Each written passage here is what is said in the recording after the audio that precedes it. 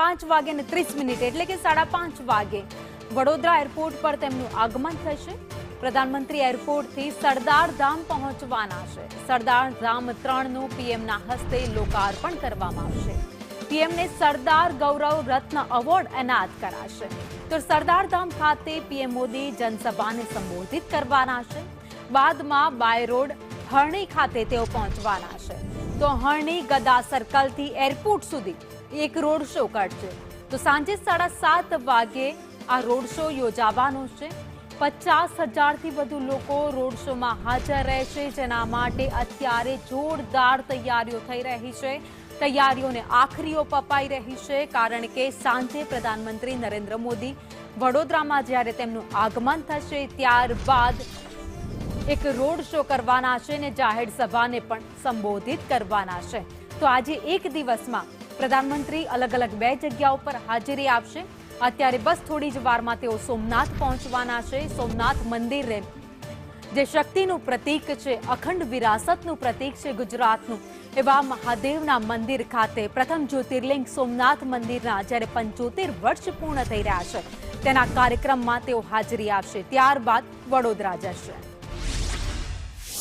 આજે સાંજે વડોદરા આવવાના છે અને તેમને સરદાર ગૌરવ રત્ન એવોર્ડ એનાયત કરવામાં આવશે। ત્યારે અમદાવાદના સરદાર ધામના જે ઉપપ્રમુખ છે જશવંતભાઈ પટેલ આપણી સાથે છે, તેમની સાથે વાત કરીશું કે આ એવોર્ડની ખાસિયત શું છે।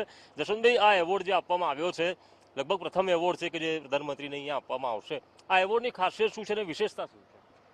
મને જણાવતા આનંદ થાય છે કે કદાચ પ્રથમ વખત કોઈ સમાજ દ્વારા, સમગ્ર ગુજરાતના પાટીદાર સમાજ દ્વારા આદરણીય મોદી સાહેબનું અભિવાદન થતું હોય અને સાથે સાથે આદરણીય મોદી સાહેબે જ્યારે સરદાર સાહેબના સપનાના ભારતનું નિર્માણ કરવામાં સફળતા મેળવી હોય અને સરદાર સાહેબની પ્રતિભાને અનુરૂપ એમણે વિશ્વમાં સૌથી ઊંચી પ્રતિમા બનાવી હોય અને સરદાર સાહેબની પ્રતિભાને સમગ્ર વિશ્વમાં ઉજાગર કરી હોય, ત્યારે પાટીદાર સમાજ દ્વારા સરદારધામ વતી આદરણીય પ્રધાનમંત્રી શ્રી નરેન્દ્ર મોદી સાહેબનું સરદાર ગૌરવ રત્ન એવોર્ડથી આજે સન્માન કરવામાં પાટીદાર સમાજ જઈ રહ્યો છે।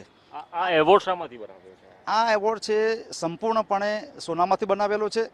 આની વિશેષતા એ છે કે આ એવોર્ડની જે ડિઝાઇન નક્કી કરેલી છે એ ડિઝાઇન જે તે સમયે અમારી જે કમિટી છે એ કમિટી દ્વારા એની કાયદેસરની રજિસ્ટ્રેશન માટેની મંજૂરીની પ્રક્રિયા પણ કરી દીધેલી છે।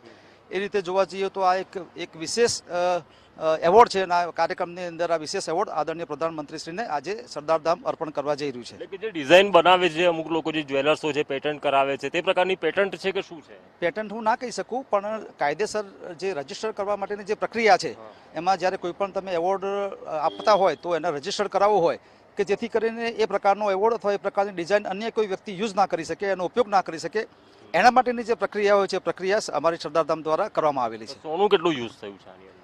એ એક્ઝેક્ટ મને વજન ખબર નથી, પણ લગભગ 160 ગ્રામની આજુબાજુ હશે।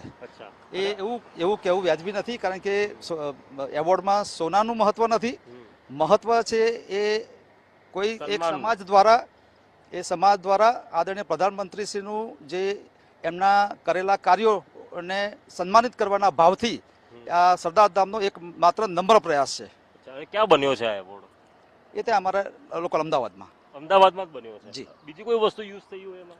ના, બસ એ ખૂબ સારી રીતે, જેમ પદ્મશ્રી અને અન્ય જે એવોર્ડ આપવામાં આવતા હોય છે એ પ્રકારનું એક ડેલિગેટ અને ખૂબ સારી અને એકદમ જેને કહેવાય કે સારી ડિઝાઇન કરીને આ એવોર્ડ તૈયાર કરવામાં આવેલો છે।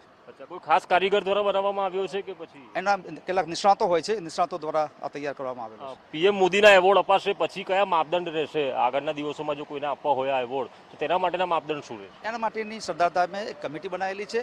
એ કમિટી આગળ ફર્ધર ડિસાઇડ કરશે કે ભાઈ આ પ્રકારનો એવોર્ડ આપવાનો થાય તો ભવિષ્યમાં કોને આપવો કે કઈ રીતના આપવો। કેટલો ઉત્સાહ છે સરદારધામમાં અત્યારે?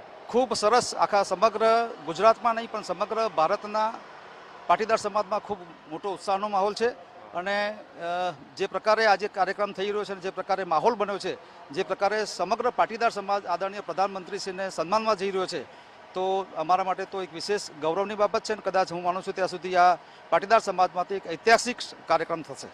આ હતા જશવંતભાઈ પટેલ, ઉપપ્રમુખ છે અમદાવાદ સરદાર ધામના। તેમનું કહેવું છે કે સુવર્ણ મળિત આ એવોર્ડ છે તેની ડિઝાઇન પણ રજીસ્ટર્ડ કરી દેવાય છે, જેથી આ પ્રકારની ડિઝાઇન એવોર્ડ કોઈને ન આપી શકાય.